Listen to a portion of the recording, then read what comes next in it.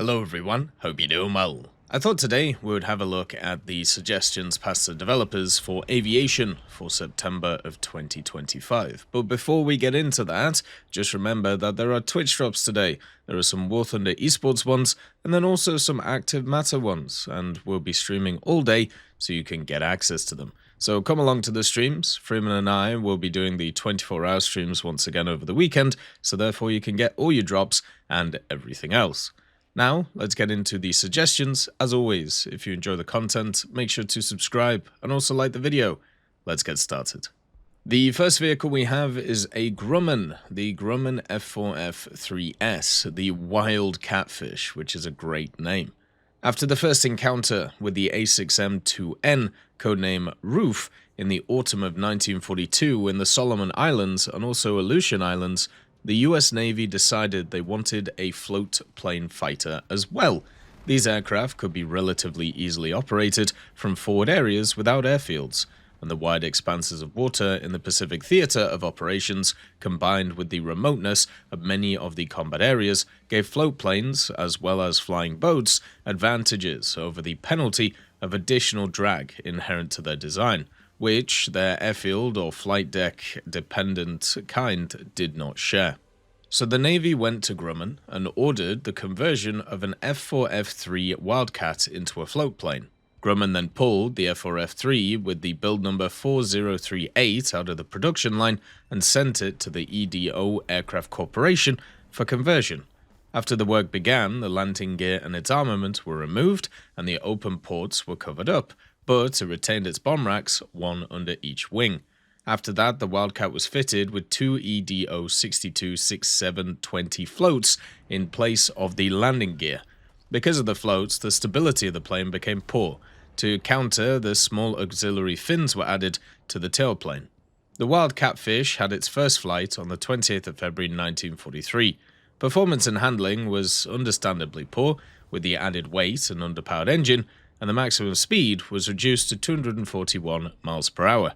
Later in its development, the four M2 Browning MGs were reinstalled, and a ventral fin was added under its tail to improve stability further.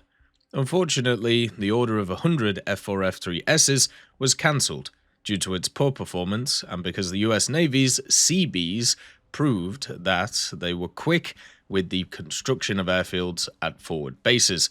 So there was simply no real need for a float plane fighter. Only one Wildcat was converted, but was, at the end of the program, reconverted into a regular F4F3 again.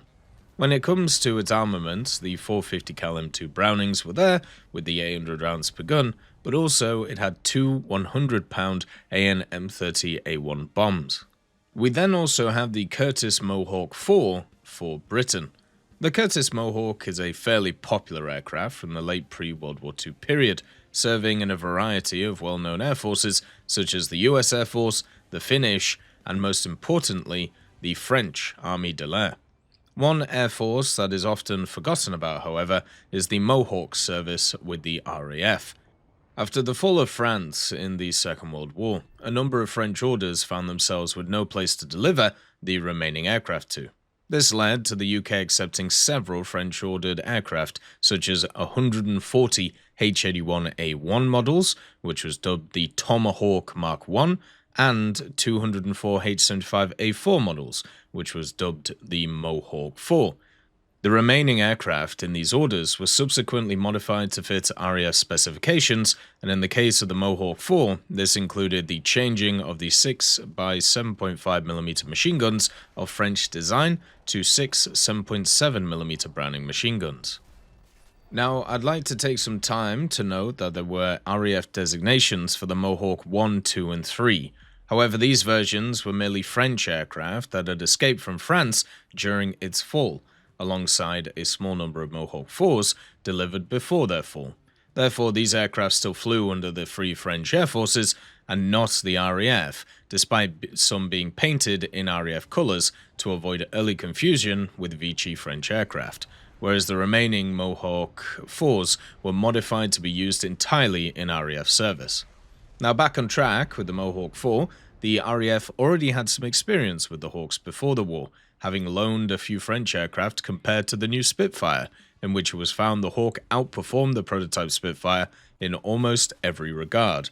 However, by the time the Mohawks found their way into RAF hands in mid to late 1940, they were rather obsolete, with newer and newer variants of Spitfire leaving the Mohawk behind, both in armament and also flight performance. This led to most of the Mohawks based in the UK being relegated to training duties or placed in storage in case of a German invasion of Britain. The Mohawk did see service in the Far East, however. With the Japanese entry to the war in late 1941, the British and Commonwealth forces in the East found themselves woefully under-equipped to fight the relatively modern Japanese aircraft, with on Squadron Number 5 Squadron being ordered to fare over the second cockpit of their Hawker Audaxes and use them as fighters. The RAF quickly realized the need for fighters in the Far East and brought many of the Mohawks out of storage to be sent to India and also Burma. The first aircraft arrived in December 1941, with the 1st Squadron, Number 5 Squadron, becoming operational in March of 1942. This proved effective, and in April the squadron claimed the destruction of an E-8N floatplane. However, it was only damaged. The first proper aerial victory came in August, when Sergeant Stuart Garnett shot down a Ki-27 whilst returning from a mission over Burma. The Mohawk saw itself in service until quite late in the war, with some units staying in RAF service until 1944, before being handed off to the fledgling Indian Air Force after being replaced by more capable units. Several South African squadrons were also equipped with the Mohawk 4 in 1941, with at least 4 squadrons being equipped with the fighter serving all across North and East Africa, before being replaced by the more capable Tomahawk and also Kitty Hawk fighters by 1942. For Japan, we have the Kawanishi N1K1JC. The JC is a Japanese fighter-bomber aircraft probably created in 1945. It's a modified variant of the M1K1JB aircraft, with only one prototype being built. In 1945, the Japanese Navy Command noticed that it lacked fighter-bombers to support its own troops. The main opponent of the Japanese, the Americans, had a very diverse number of fighter-bombers, and the Japanese Navy in 1945 had only a small number of A6M7 fighters and modified A6M2s. It was decided to modify one of the best fighters at the moment into a new fighter-bomber. The choice fell on the Kawanishi N1K1JB, which was faster than the Mitsubishi A6M fighters and had a longer range than the Mitsubishi J2Ms. The prototype of the Kawanishi M1K1JC aircraft was ready in the early summer of 1945. The aircraft had a very diverse outboard armament, but it was not sufficient for the requirements of the Navy, so it was decided to convert the plane into kamikaze weapons instead. The JC aircraft is obviously incredibly similar to the JB, but there are a few differences between them. So number 1, it had bomb mounts with a maximum weight of 1,000 kilos, which were added under the wings. There was also, under the fuselage, instead of the underslung fuel tank, bombs with a maximum weight of 500 kilos could be mounted, and also the bombs were dropped by an electrical system, not a mechanical one, which is pretty cool. So basically, this vehicle would have 4 20mm guns. You would have the Type 99s, and then you would either be able to carry 4 30 kilos, 4 60 kilos, 4 250 kilos, 1 500 kilo, or 2 250 kilo bombs on top of it too.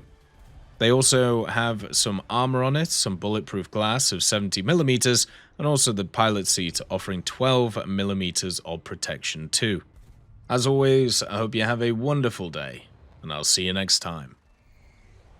I'd just like to thank GMG Smiley, CD Beans, Chieftain Mike, EMN3 Galaxy, Tulio Pontecorvo, Brendan Quinn, Carrion Crow, Gus Irenicus, Pyman, Wartinder, Teddy, Daniel Stanton, Martinez, B. Young, Ozzy Panzer, Alan Hacker, Liam Shea, Opium Prime, Lafouche, Sem Aslan, Uncle Bean, and Derek R.